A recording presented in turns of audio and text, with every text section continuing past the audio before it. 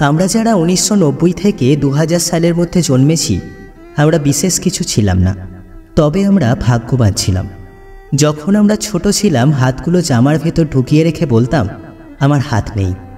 একটা কলম ছিল যার 4 রকমের কালি ছিল, আর 4টে বোতাম একসাথে টেপার চেষ্টা করতাম। আমাদের সময় 1 হাত সমান কলম পাওয়া গেলেও আমরা আবার কলম কেটে অনেক ছোট কলমের আবিষ্কার করতাম। দরজার পিছনে লুকিয়ে থাকতাম কেউ এলে চমকে দেব বলে। সে আসতে দেরি করছে বলে অধৈর্য হয়ে বেরিয়ে আসতাম।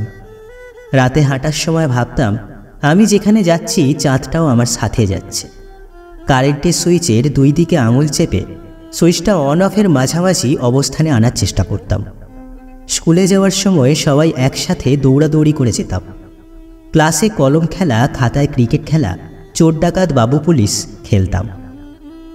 অনেক সময় স্কুল ফাঁকি দিয়ে কয়েকজন বন্ধু মিলে ঘুরতে যেতাম, আড্ডা দিতাম, আরও কত কি। 1 টাকার রঙিন বা নারকেল আইসক্রিম, হাওয়াই মিঠাই খেতে না পারলে মনটাই খারাপ হয়ে যেত। হঠাৎ আকাশ দিয়ে হেলিকপ্টার গেলে সবাই রুম থেকে বের হয়ে আকাশের দিকে তাকিয়ে থাকতাম। স্কুল ছুটি হলে দৌড়ে বাড়ি আসতাম। মিনা কার্টুন দেখব, সিসিমপুর দেখব।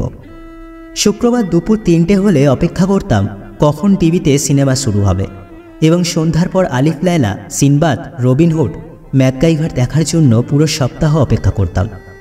কোন ফলের বীজ খেয়ে ফেললে দুশ্চিন্তা করতাম, পেটের ভেতর গাছ হবে কিনা। মাথায় মাথায় ধাক্কা লাগলে শিং গজানোর ভয়ে আবার নিজের ইচ্ছায় ধাক্কা দিতাম।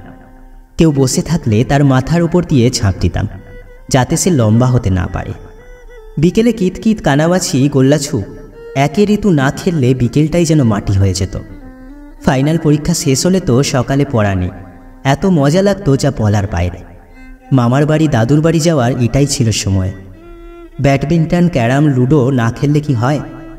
ডিসেম্বরের মাস ও শীতকালটা আমাদের ছোটবেলায় এমনিই রঙিন ছিল, তবে ডিসেম্বরের 21 তারিখ যতই এগিয়ে আসতো মনের মধ্যে ভয় ততই বাড়ত।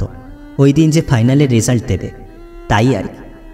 আমি জানি আমাদের জেনারেশনের যারা এগুলো শুনছ নিশ্চয়ই তোমাদের মুখে হাসি ফুটে উঠছে। এসব কথা মনে পড়লে ইচ্ছে করে আবার যদি ফিরে যেতে পারতাম সেই ছোটবেলায়।